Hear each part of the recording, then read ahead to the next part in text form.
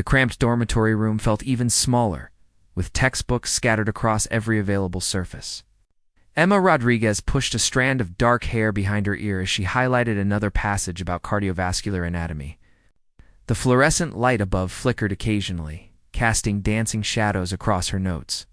She had been studying for 6 straight hours, preparing for her nursing finals that would determine whether she could continue her dream of becoming a pediatric nurse. A sharp knock interrupted her concentration. Before she could respond, her roommate Chloe Winters burst through the door, her blonde hair perfectly styled despite the late hour.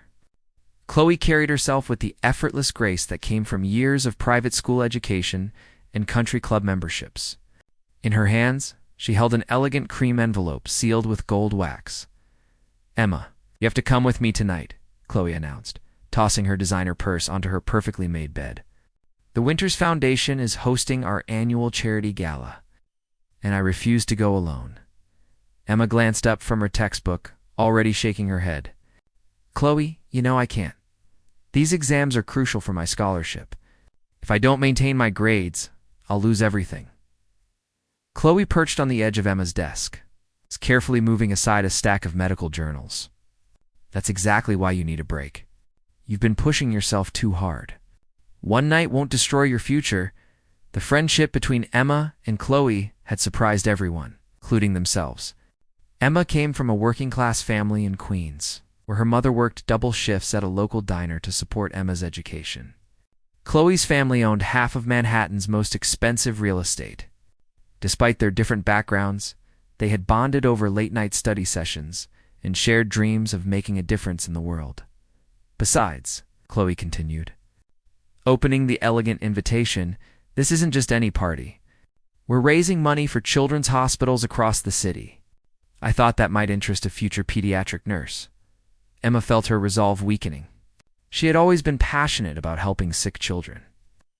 Having spent countless hours volunteering at the local community clinic, "What kind of charity work does your foundation do?" "We fund medical equipment, sponsor research, and build new facilities in underserved communities," Chloe explained, her voice taking on a more serious tone. "This year's gala is specifically focused on expanding pediatric care in low-income neighborhoods." The cause spoke directly to Emma's heart. She thought about the children she had met during her volunteer work. Kids who deserve the best medical care regardless of their family's financial situation. "I still don't have anything appropriate to wear to a high society event." Chloe's smile grew triumphant. "Already handled. There's a dress hanging in your closet that'll be perfect for tonight." Emma turned to see a garment bag she hadn't noticed before hanging on her closet door. Inside was a stunning emerald green dress that looked more expensive than her entire semester's textbooks combined.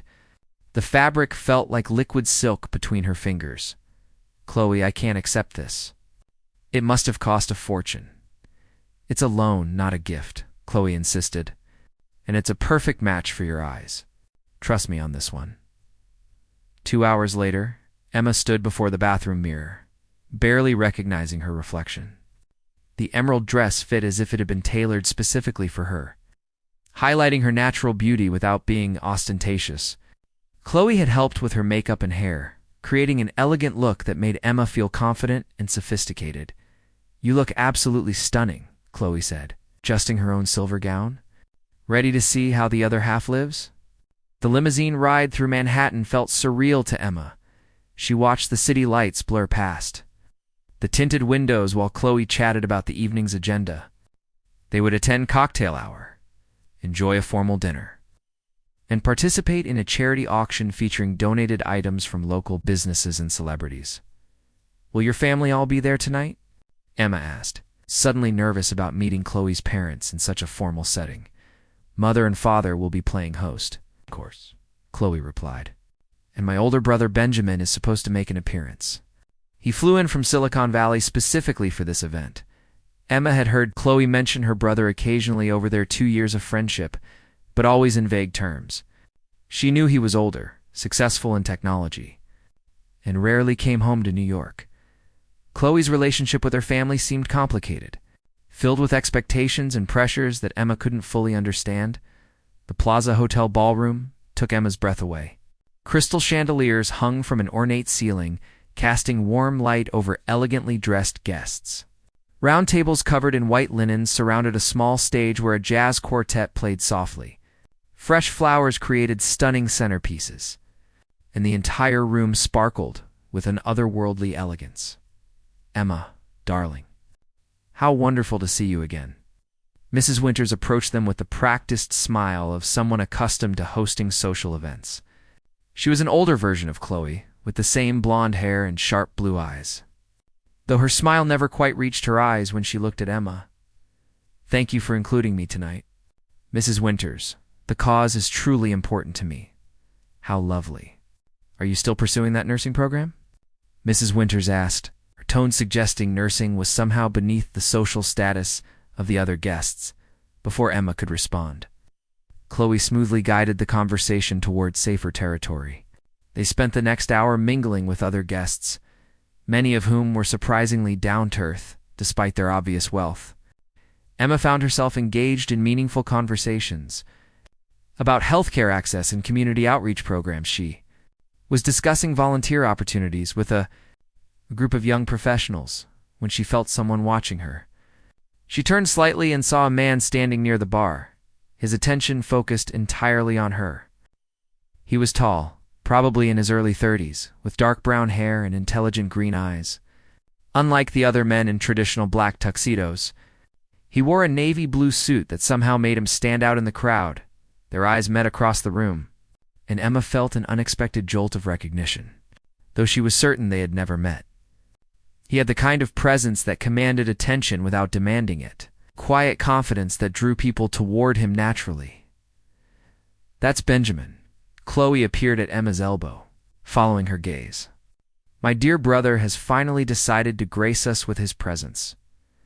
Emma watched as Benjamin excused himself from his conversation and began walking in their direction.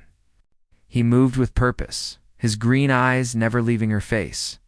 There was something magnetic about him, an intensity that made Emma's heart beat faster.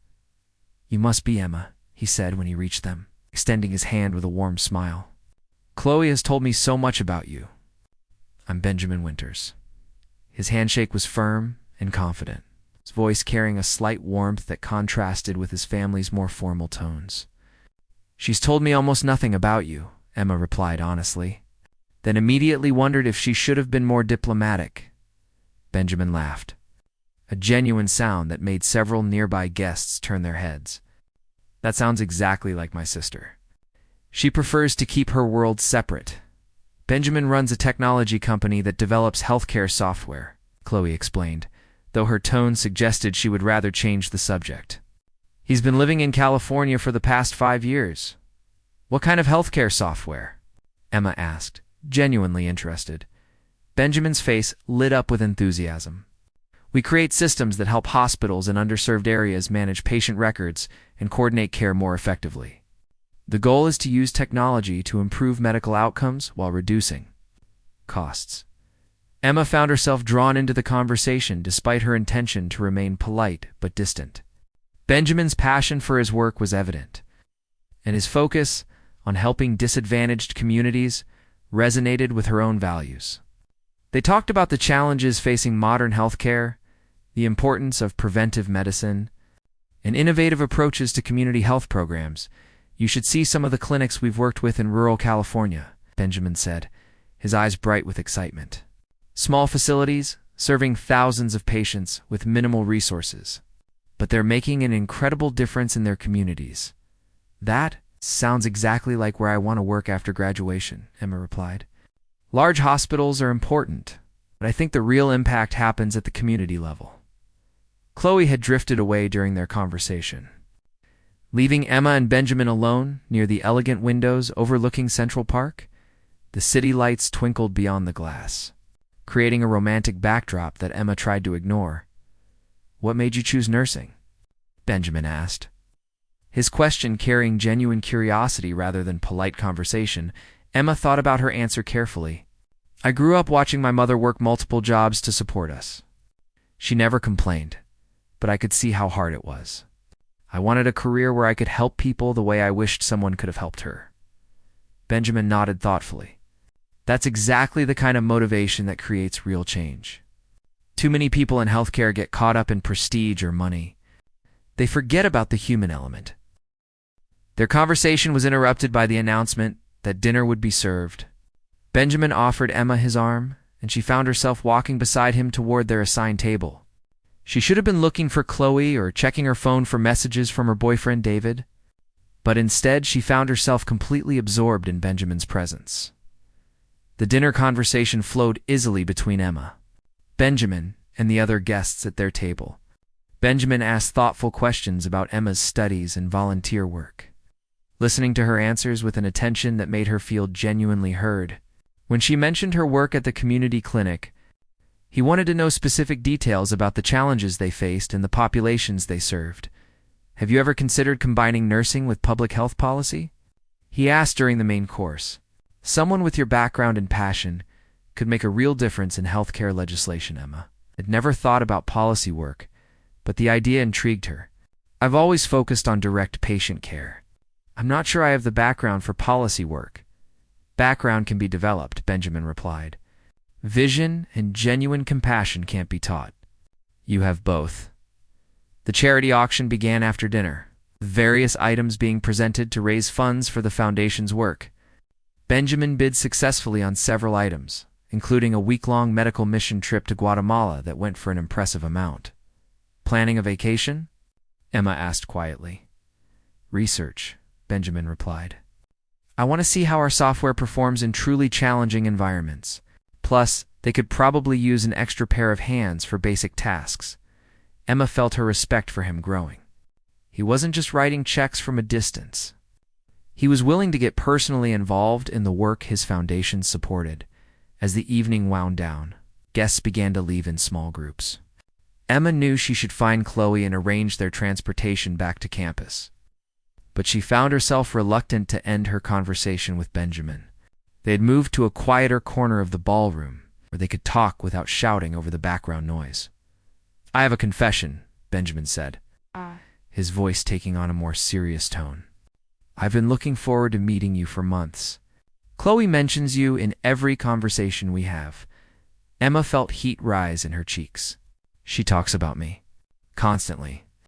Her brilliant roommate, who works harder than anyone she knows. The future nurse who volunteers at the clinic every weekend, despite having a full course load. I was beginning to think you were too good to be true." The compliment made Emma uncomfortable and pleased at the same time. "Chloe exaggerates. I'm just trying to get through school like everyone else." "No," Benjamin said firmly. "What you're doing is exceptional.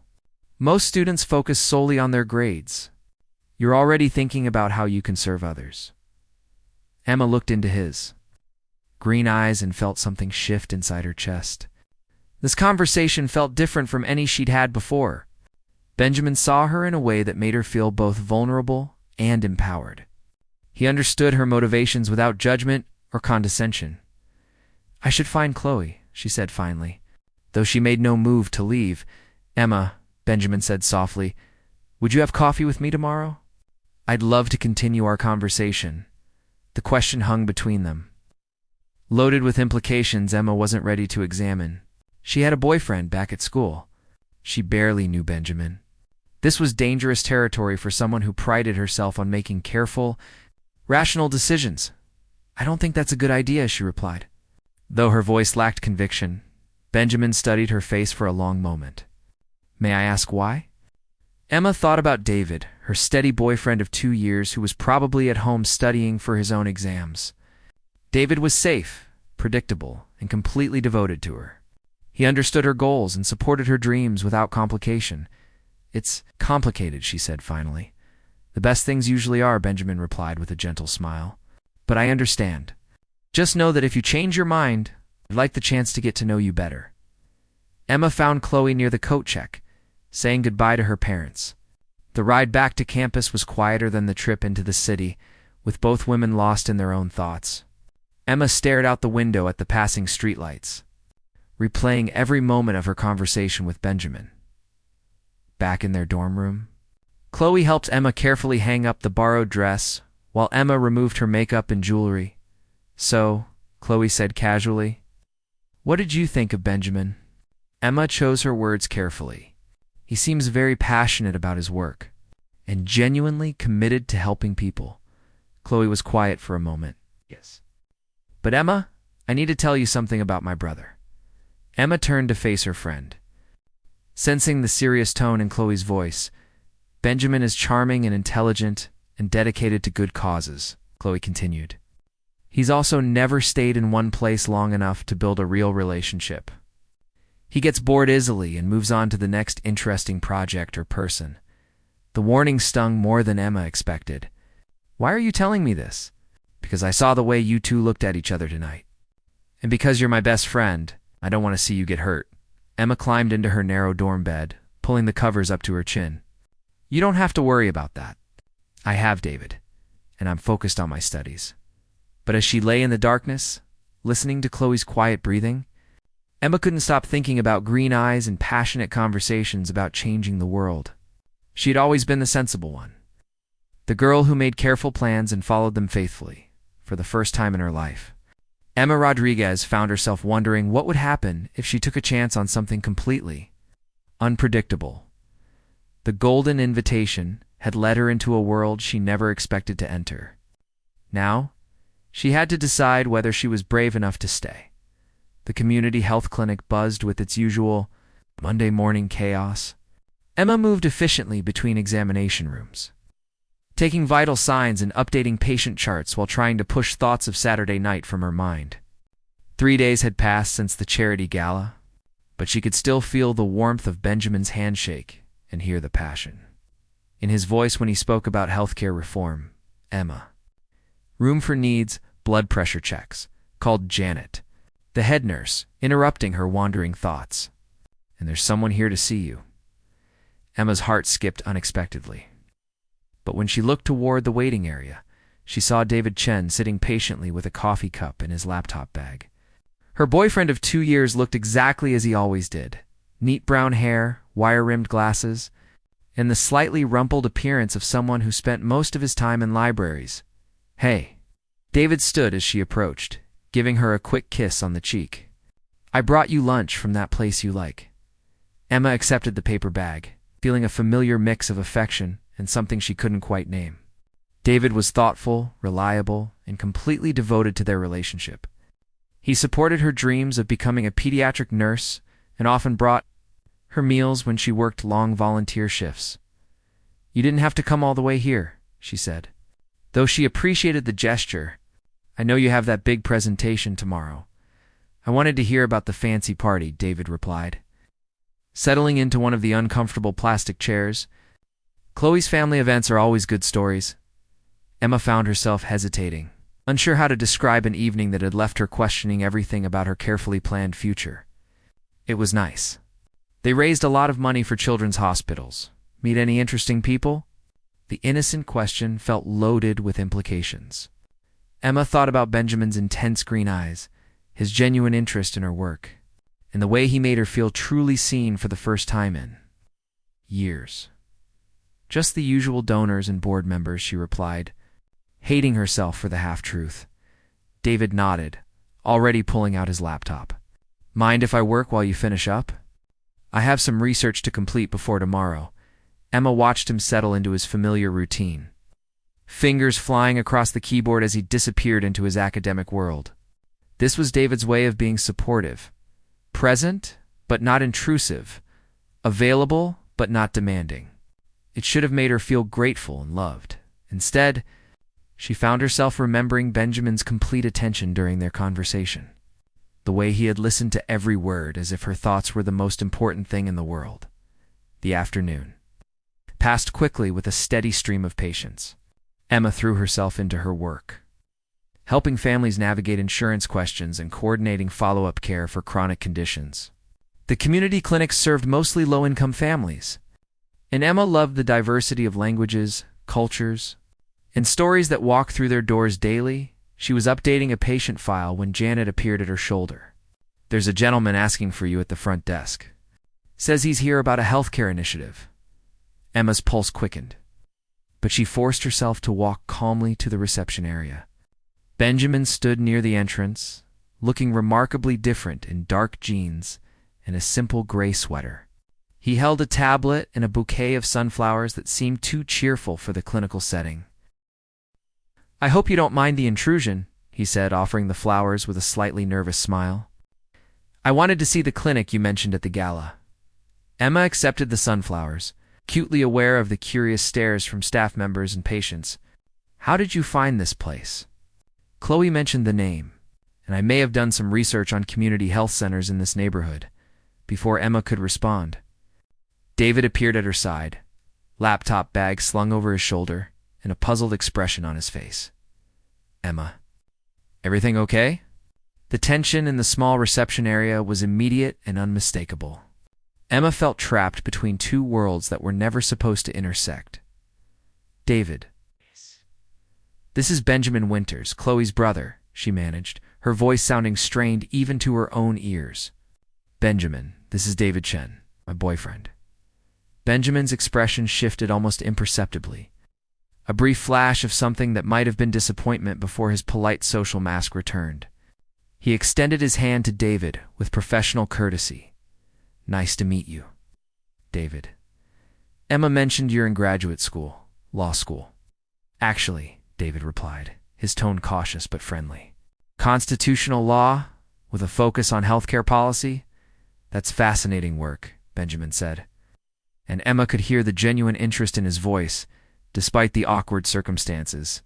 Healthcare policy is going to be crucial for addressing access issues in underserved communities. David's posture relaxed slightly as they fell into a discussion about legal frameworks for healthcare reform. Emma stood between them, holding sunflowers, feeling like an observer in her own life. Both men were intelligent, passionate about helping others, and completely unaware of the emotional storm brewing in her chest. "I should let you get back to your work," Benjamin said eventually. Turning his attention back to Emma, "I was hoping to discuss a potential partnership between our foundation and clinics like this one, but perhaps we could schedule a more appropriate time." "What kind of partnership?" Emma asked, her professional curiosity overriding her personal discomfort.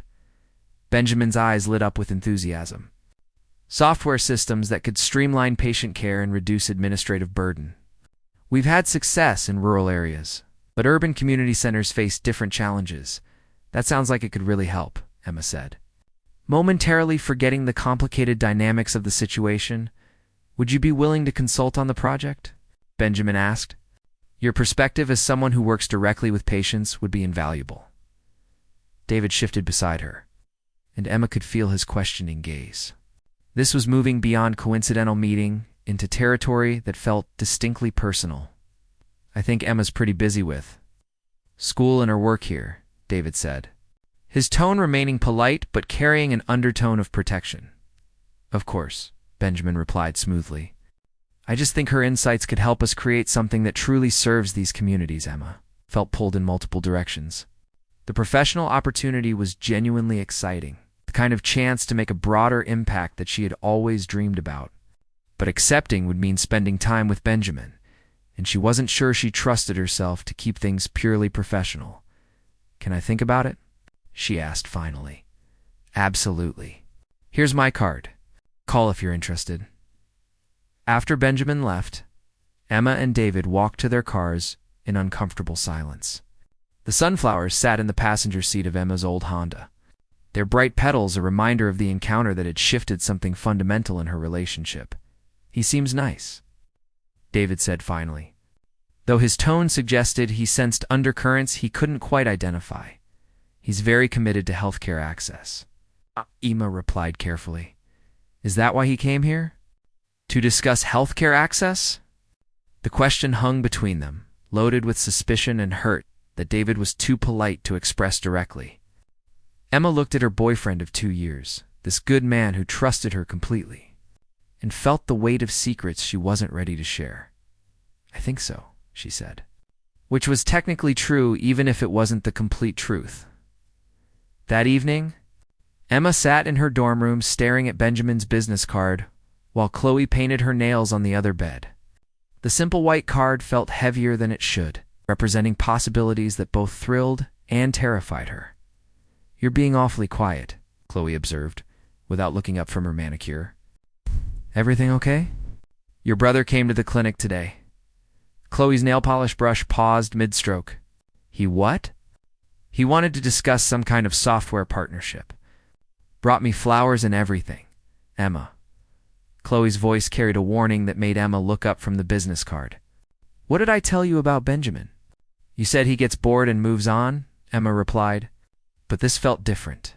He was genuinely interested in the work we do. Of course he was. That's how Benjamin operates. He finds something or someone that interests him, throws himself into it completely, and then disappears when the novelty wears off. Emma wanted to argue, to defend the connection she felt with Benjamin. But Chloe's certainty made her doubt her own perceptions. Maybe she was reading too much into their conversations. Maybe she was just another interesting project for a wealthy man who could afford to pursue. Whatever caught his attention, did David see him? Chloe asked. They met. Talked about healthcare policy for a few minutes, and how did that go? Emma thought about the tension in the clinic reception area. The way both men had been polite but watchful, like animals marking territory. Awkwardly, she admitted. Chloe finished her nails and screwed the cap back on the polish bottle. Emma, you're my best friend, and I love you. But I need to ask you something, and I need you to be honest. Emma braced herself for the question she'd been dreading. Are you having feelings for my brother? The directness of the question made it impossible to deflect or rationalize. Emma looked at her friend, this person who had become like a sister over their years of shared experiences and mutual support. I don't know, she said finally. Maybe? I think so. Chloe was quiet for a long moment, her expression cycling through surprise, concern, and something that might have been disappointment. Emma, you have David. You have a good relationship with someone who adores you and shares your goals. Why would you risk that for someone you barely know? It was a fair question, and Emma didn't have a good answer. David was everything she should want in a partner. Stable, supportive, and committed to building a life together. Their relationship made sense in every practical way, but Emma couldn't stop thinking about the electricity she felt when Benjamin looked at her. The way he challenged her to think bigger about her potential impact on the world. He made her feel alive in a way she hadn't experienced before. I'm not planning to risk anything, Emma said. But I can't pretend I don't feel something. Feelings pass, Chloe said firmly. Especially when they're based on fantasy rather than reality. You don't really know Benjamin. You know the charming version he presents at parties and chance encounters? Emma wanted to argue. But deep down she knew Chloe had a point. Her attraction to Benjamin was based on a few hours of conversation and a powerful sense of connection that might be completely one-sided dot over the next week. Emma tried to focus on her regular routine. She attended classes, studied for upcoming exams, worked her shifts at the clinic, and spent time with David. She should have felt grateful for the stability and predictability of her life. Instead, she found herself constantly distracted, checking her phone for messages that never came and replaying conversations with Benjamin in her mind. She caught herself looking up his company online, reading articles about his work in healthcare technology, and wondering what he was doing at any given moment. David noticed her distraction during their study sessions, gently asking if she was feeling overwhelmed with schoolwork or stressed about her upcoming clinical rotations. His concern and attentiveness only made Emma feel worse. About the thoughts she couldn't seem to control, the breaking point came on. Friday evening, when David suggested they go to dinner at their favorite small restaurant near campus. It was the kind of quiet, intimate place where they had shared countless conversations about their dreams and future plans. I've been thinking about residency programs, David said over appetizers. If we coordinate our applications, we could probably end up in the same city after graduation. Emma looked across the table at this man who had been planning their future together while she was fantasizing about someone else. The guilt felt overwhelming. David, she said carefully, what if I wanted to do something different after nursing school? What if I wanted to work internationally or focus on community health in a way that required traveling? David's fork paused halfway to his mouth. What brought this on? You've never mentioned wanting to travel for work? Emma thought about Benjamin's stories of implementing healthcare systems in underserved communities around the world, about the possibility of combining direct patient care with broader policy. Impact. I've just been thinking about different ways to help people, she said. There are so many communities that need healthcare support beyond what traditional hospitals provide. That's admirable, David replied, though he looked puzzled by the sudden shift in her thinking. But we could do that kind of work together after we establish our careers. Build up some experience and financial stability first. The response was so perfectly practical, so completely David, that Emma felt a wave of frustration she couldn't explain. David approached every decision with careful planning and risk assessment. He never acted on impulse or emotion, never took chances on uncertain outcomes. Emma had always appreciated these qualities. Now she found herself wondering what it would be like to be with someone who embraced uncertainty, who was willing to leap into unknown territory if the cause was worth the risk. "What if I don't want to wait?" she asked quietly. David put down his fork and reached across the table to take her hand. "Emma, what's really going on? You've been different all week, distracted and restless in a way I've never seen before." The concern in his brown eyes made Emma's chest tight with guilt and confusion. David deserved honesty, but she wasn't sure she could give him the truth without destroying everything stable in her life. "I'm just questioning things," she said finally. "Wondering if I'm making the right choices about my future." "What choices?" "You're going to be an amazing nurse. We're going to build a good life together." "What's to question?" The certainty in his voice highlighted everything Emma was struggling with. David saw their future as a settled matter, a logical progression from their current relationship to marriage and career establishment. He had never doubted that she wanted the same things he wanted, for the first time. Emma wasn't sure she did, as they walked back to campus after dinner. David's arm around her shoulders in his familiar protective gesture. Emma felt like she was living someone else's life. The streetlights cast long shadows on the sidewalk, and she found herself thinking about a different kind of evening, one filled with passionate conversations about changing the world and green eyes that saw possibilities she had never imagined. Her phone buzzed with a text message, and her heart jumped before she saw it was just a reminder about a study group meeting. But the momentary hope that it might be, Benjamin made her realize how far down this dangerous path her thoughts had traveled. Back in her dorm room, Emma sat on her narrow bed staring at Benjamin's business card, which she had kept tucked inside her anatomy textbook. The smart thing would be to throw it away, to focus on her relationship with David and her concrete plans for the future. Instead, she found herself reaching for her phone, typing and deleting messages she was too afraid to send. The professional opportunity was real and potentially valuable for her career development. She could consult on the software project while maintaining appropriate boundaries. But even as she tried to rationalize her desire to see Benjamin again, Emma knew she was lying to herself. This wasn't about professional development or career advancement. This was about a connection that had shaken the foundations of everything she thought she wanted from life. And despite all the risks and complications, Emma couldn't bring herself to walk away from the possibility of discovering what that connection might become.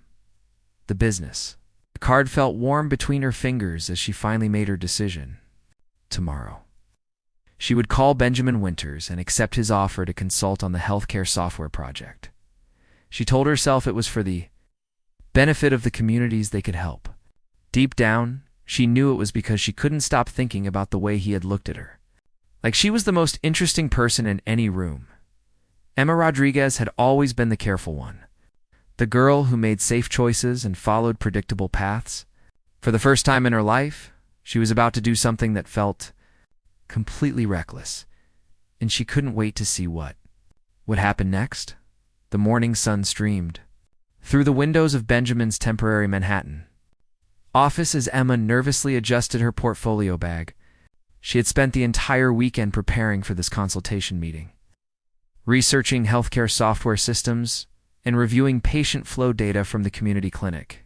What she hadn't prepared for was the way her heart would race when she saw Benjamin again. He stood behind a sleek conference table covered with architectural drawings and laptop computers. wearing a white button-down shirt with the sleeves rolled up to his elbows. When he looked up and smiled, Emma felt that same electric connection that had unsettled her at the charity gala. "Emma, thank you for coming," Benjamin said, gesturing to a chair across from him. "I've been looking forward to your insights on this project." Two other people sat at the table. A woman in her 40s with short gray hair who introduced herself as Dr. Patricia Rodriguez, a public health consultant, and a younger man named Kevin Walsh, who worked as a software developer for Benjamin's company. "We're designing a patient management system specifically for community health centers," Dr. Rodriguez explained, spreading several documents across the table. "The goal is to reduce administrative burden while improving care coordination for patients with complex needs." Emma felt herself relax as they dove into the technical aspects of the project. This was familiar territory, discussing the challenges facing community healthcare providers and the populations they served. Her nervousness about seeing Benjamin faded as she became absorbed in describing the daily realities of clinic operations. "One of our biggest problems is language barriers," Emma explained, referring to her notes. "We serve families who speak over a dozen different languages, and medical translation services are expensive and time-consuming." Kevin leaned forward with interest. "What if the system could integrate with translation software? Real-time language support for both written and verbal communication?" "That would be incredible," Emma replied, her excitement growing. "But it would need to handle medical terminology accurately. A mistranslation could be dangerous." Benjamin had been listening quietly, taking notes on a yellow legal pad. Now he looked up with the intense focus Emma remembered from their first conversation. "What other barriers do families face in accessing consistent care?" he asked. Emma thought about the patients she worked with regularly. Families juggling multiple jobs and complicated schedules, while trying to manage chronic health conditions. Transportation is huge. Child care during appointments. Understanding insurance requirements. Following up on referrals to specialists who might be across the city. "So we need more than just patient records," Benjamin said thoughtfully. "We need care coordination that addresses the whole person's circumstances." The meeting lasted 3 hours, with Emma providing detailed feedback on proposed features and suggesting modifications based on her direct experience with patients. She found herself energized by the collaborative process. The way Benjamin and his team listened to her ideas and built on them to create something more comprehensive.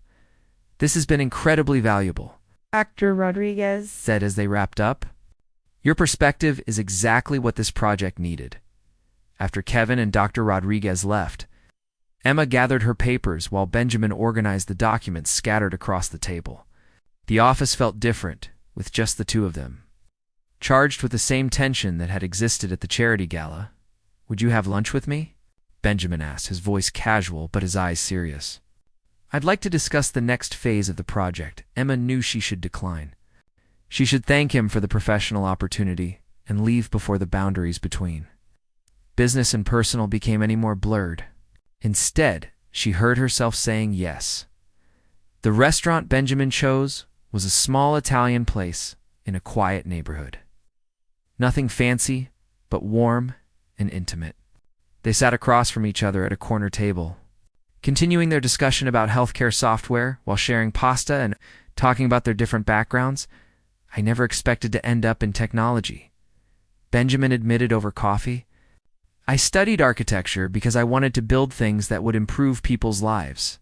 Software turned out to be another way to construct something meaningful." "What made you focus on healthcare specifically?" Emma asked. Benjamin was quiet for a moment, his green eyes taking on a distant quality.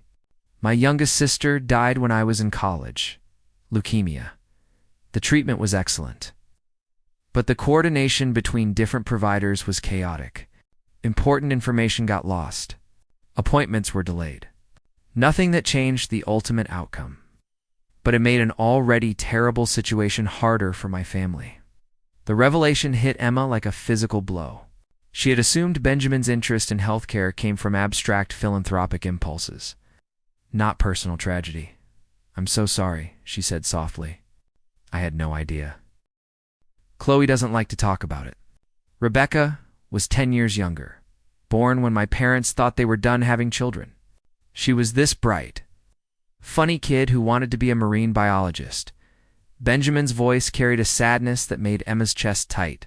The experience taught me that good intentions in healthcare aren't enough. Systems matter. Organization matters. The details that seem small can have enormous impacts on families during the worst moments of their lives. Emma reached across the table and touched his hand, a gesture of comfort that felt completely natural despite the complicated dynamics between them. "That's why this work is so important to you," she said, understanding flooding through her. "It's why I can't stand people who treat healthcare like just another business opportunity," Benjamin replied, his fingers closing around hers. "And why I was so impressed when I heard about your volunteer work. You could focus solely on your studies, but you choose to spend your free time helping families navigate the system." The intensity in his voice made Emma's heart race. This wasn't polite conversation or professional networking. This was Benjamin letting her see something vulnerable and real, sharing the motivation that drove his life's work. "Emma," he said quietly, his thumb tracing across her knuckles, "I need to tell you something." Before he could continue, Emma's phone buzzed insistently on the table between them. David's name flashed on the screen along with a text message, "Hope your meeting went well. Movie tonight." The interruption shattered the intimate moment like cold water. Emma pulled her hand away from Benjamin's, suddenly aware of how far she had drifted from appropriate boundaries. "I should go," she said, gathering her purse with shaking hands. "David is expecting me, Emma." "Wait." Benjamin reached for her hand again, but she was already standing. "Please don't leave like this. I can't do this, Benjamin. I have a relationship. I have responsibilities. What about what you want?" His question echoed the one he had asked at the charity gala, cutting straight to the heart of Emma's internal struggle. Emma looked down at this man who had somehow managed to see past all her careful defenses to the dream she barely admitted to herself.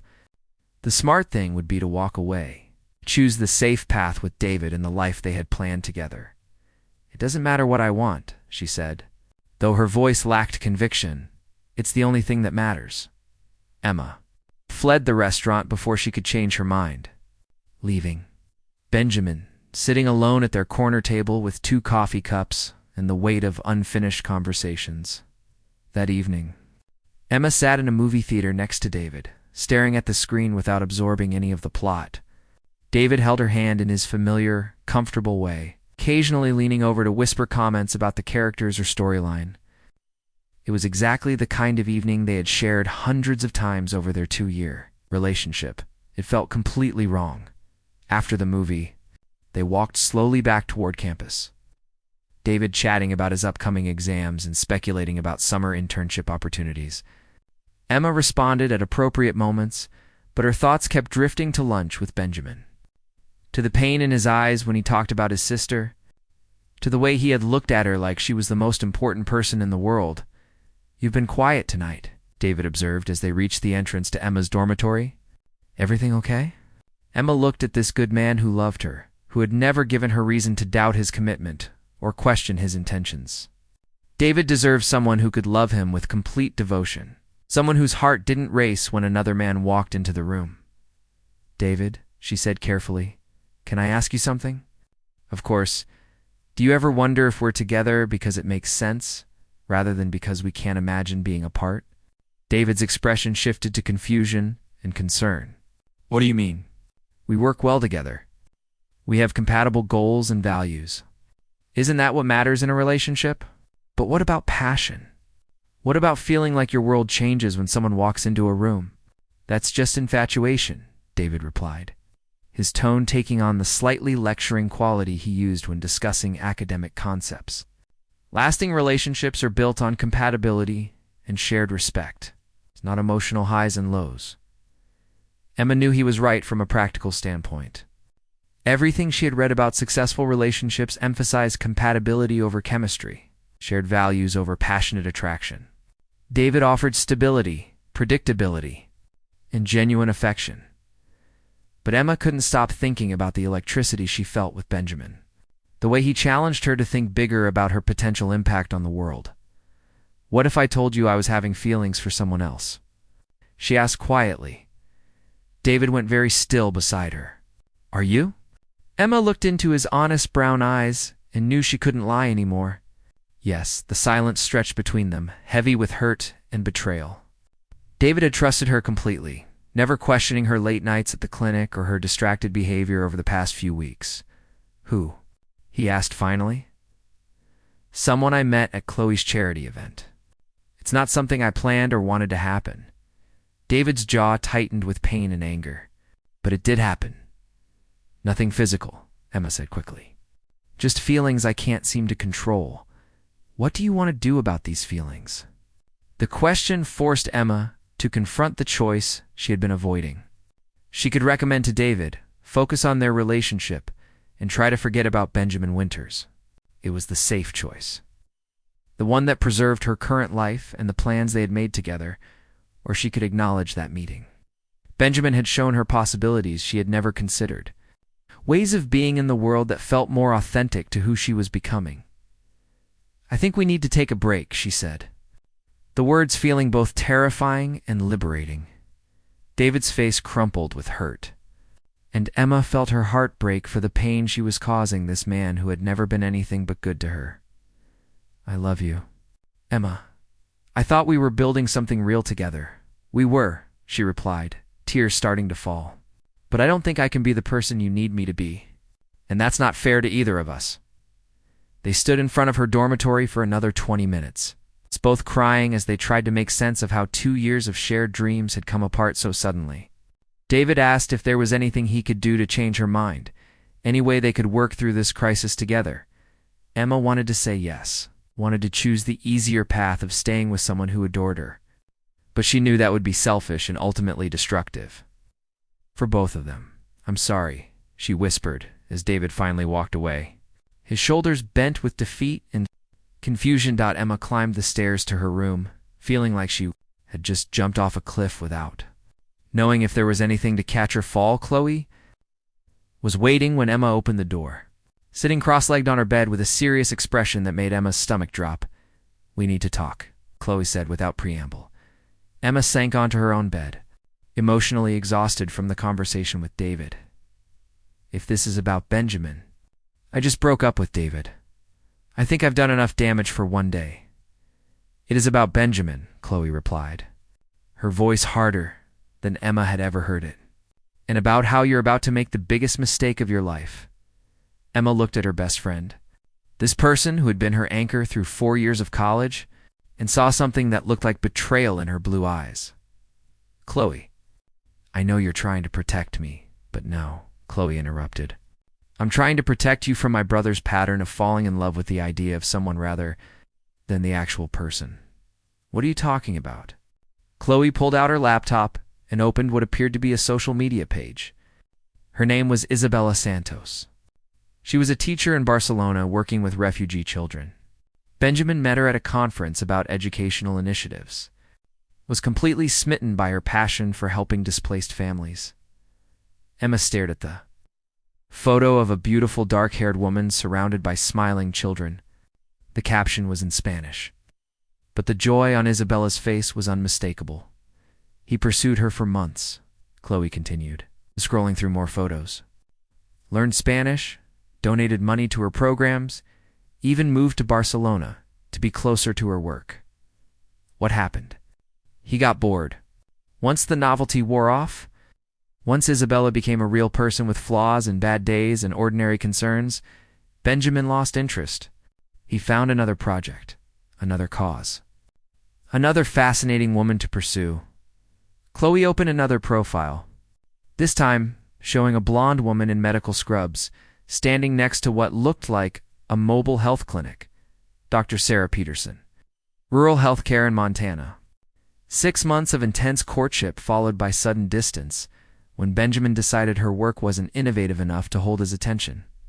Emma felt sick as Chloe showed her 3 more examples. Women who were brilliant, passionate about helping others, ultimately abandoned when Benjamin's interest shifted to the next fascinating challenge, Emma, you're not special to him, Chloe said, her words cutting like knives. You're just the latest interesting project. A nursing student from a working-class background who volunteers with underserved populations. You fit his pattern perfectly. The evidence was overwhelming and devastating. Emma thought about Benjamin's intense interest in her work, his questions about her background, the way he had seemed fascinated by her dedication to helping others. Why didn't you tell me this before? Emma asked, her voice barely above a whisper, because I hoped you were smarter than this. I hoped you wouldn't throw away a good relationship for someone you barely know. Emma stared at the photos on Chloe's laptop screen, at the faces of women who had probably felt exactly the way she felt now, seen, valued, and cherished by someone who understood their passion for making a difference in the world. He told me about his sister today, Emma said quietly. About Rebecca dying of leukemia. Chloe's expression softened slightly. That part is true. Rebecca's death did affect him deeply. But Benjamin has been using that story to connect with women in healthcare for years. It's part of his pattern. The revelation felt like a physical blow. Emma had been moved by Benjamin's vulnerability, had felt honored that he shared something so personal and painful. To learn that it was a calculated move and a practiced seduction made her feel foolish and naive. I'm such an idiot, Emma said, burying her face in her hands. You're not an idiot, Chloe replied, her tone gentling. You're someone with a good heart who wants to believe the best about people. Benjamin is very good at finding what motivates someone and making them feel understood in ways they've never experienced. Before, Emma thought about David, probably back in his apartment trying to understand how their relationship had imploded so suddenly. She had destroyed something real and stable for the fantasy of connection with someone who saw her as nothing more than an interesting temporary distraction. What do I do now? She asked. You call David and apologize? You focus on your studies and your real goals. And you stay away from my brother before he does any more damage to your life. That night, Emma lay awake, staring at the ceiling while Chloe slept peacefully in the next bed. Everything felt wrong. Her relationship with David was over. Her friendship with Chloe was strained.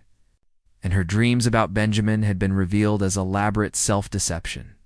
She reached for her phone several times, thinking about calling David to apologize and ask if they could work things out, but she knew it was too late for that. Even if David forgave her, she had crossed a line that changed everything between them. The trust that had been the foundation of their relationship was broken. Emma's phone buzzed with a text message, and her heart jumped despite everything Chloe had shown her. But it wasn't Benjamin.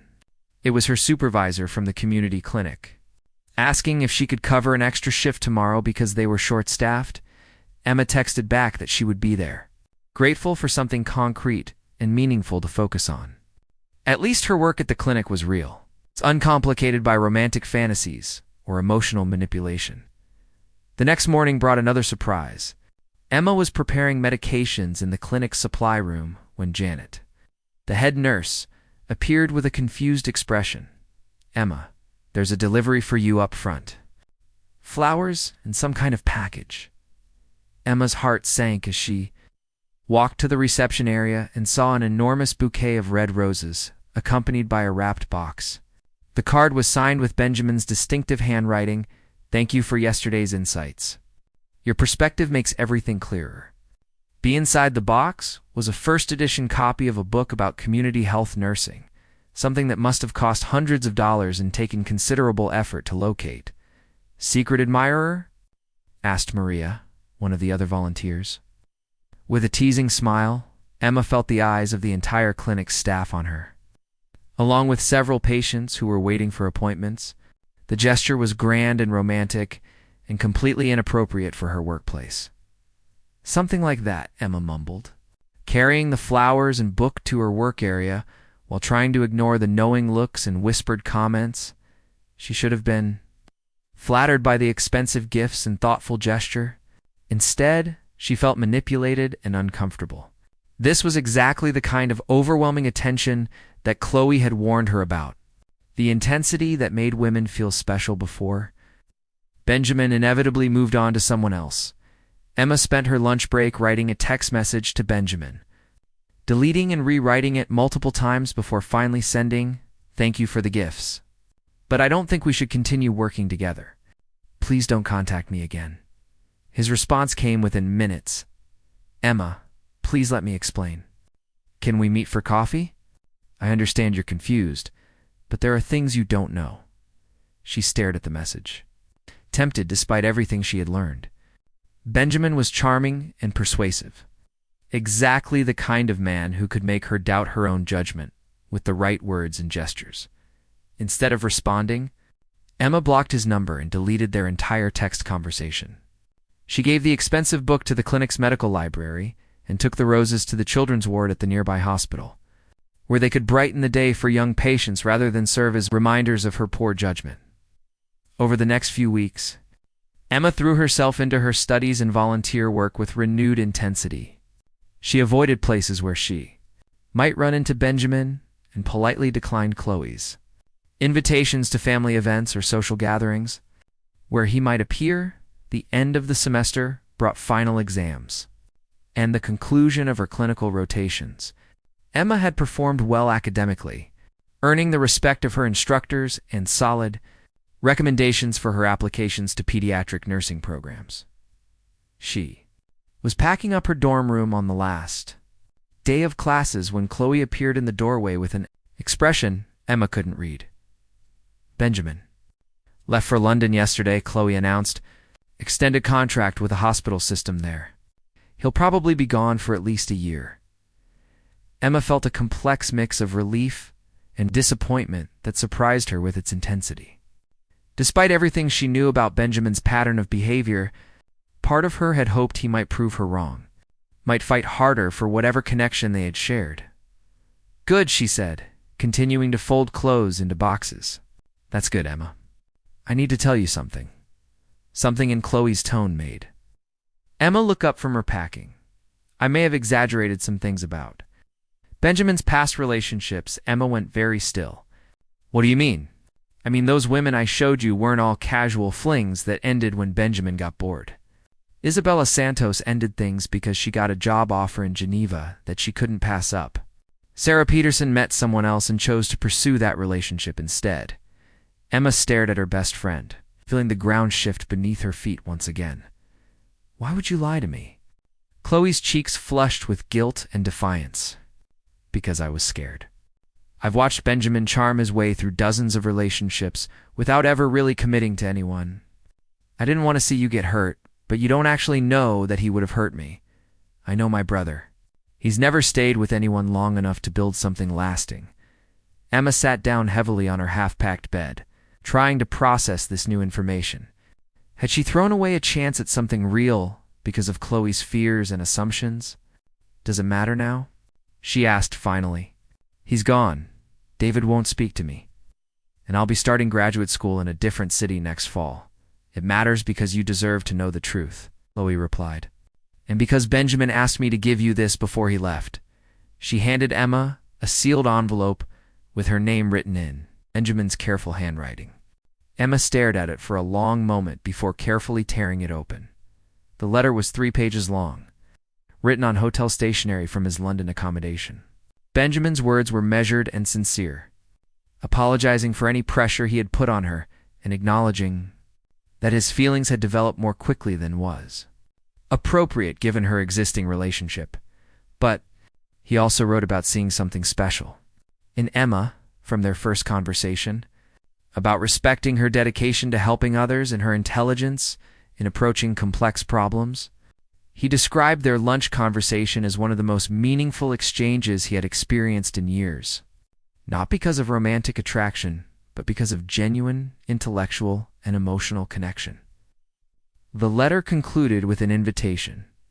If Emma ever found herself in London for study abroad or international nursing opportunities, he would welcome the chance to continue their friendship without pressure or expectations. Emma read the letter 3 times, hearing Benjamin's voice in every carefully chosen word. This didn't sound like the manipulative seducer Chloe had described.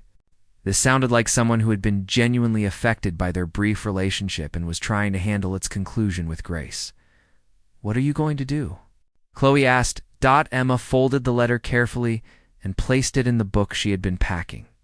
A collection of essays about international healthcare that she planned to reference. "During graduate school, nothing right now," she said.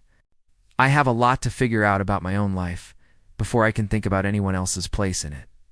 6 months later, Emma was thriving in her graduate nursing program at Johns Hopkins, specializing in pediatric care with a focus on community health initiatives. She had made new friends, excelled in her coursework, and begun researching opportunities for international medical work after graduation. She hadn't contacted Benjamin, but she had kept his letter, sometimes reading it late at night when she wondered about the path not taken. Their brief connection had shown her possibilities she had never considered, ways of thinking about her career that extended beyond traditional hospital settings. Emma was reviewing applications for summer internships when her advisor knocked on her office door with an excited expression. "Emma, I have an opportunity I think you'd be perfect for," Dr. Patricia Martinez announced. Settling into the chair across from her desk, Emma looked up from the papers spread across her workspace. "There's a new initiative starting this summer. A partnership between Johns Hopkins and several international hospitals to develop healthcare delivery systems for underserved populations. They need nursing students with community health experience and language skills." "Where would it be based?" Emma asked. "London initially, then rotating through sites in several European cities. It's exactly the kind of international experience that would strengthen your resume for pediatric nursing positions." Emma's heart started racing as she thought about Benjamin's letter, about his invitation to contact him if she ever found herself in London. It had been 6 months since their last contact, 6 months of wondering what might have developed between them under different circumstances. "I'm interested," she said carefully. "When would it start?" "July 1st. Applications are due next week." That evening, Emma sat in her small graduate school apartment, staring at Benjamin's letter and the application materials for the London internship program. She could apply for the program based on its professional merits, regardless of whether she contacted Benjamin. The opportunity was genuinely valuable for her career goals. But she knew that part of her motivation for wanting to go to London had nothing to do with professional development. Emma picked up her phone and drafted a text message. "I'll be in London this summer for a medical internship program. Would you like to have coffee and continue that conversation we never finished?" She stared at the message for 20 minutes before finally hitting send. Benjamin's response came 3 hours later, and Emma could practically hear the smile in his words. "I've been hoping you'd say that for 6 months." "Yes, absolutely yes. Can't wait to hear about your adventures in graduate school." Emma smiled as she put her phone aside and returned to completing her internship application. She had no idea what would happen between her and Benjamin, or whether they would discover that their connection could survive the complications that had ended it. But for the first time since that disastrous spring semester, Emma felt like she was moving towards something instead of running away from it. She was making choices based on her own desires and goals, rather than other people's expectations or fears. Whatever happened in London, she would face it as the person she was becoming rather than the person she had always thought she should be. And maybe, if she was very lucky, she would discover that some connections are strong enough to survive time, distance, and the mistakes that come from being afraid to take chances on love. The application deadline was still a week away, but Emma knew she would spend it preparing for the opportunity of a lifetime, both professionally and personally. Sometimes the best decisions are the ones that feel like leaps of faith into unknown territory. Emma Rodriguez had learned to trust her heart, even when it led her down unpredictable paths. Especially then,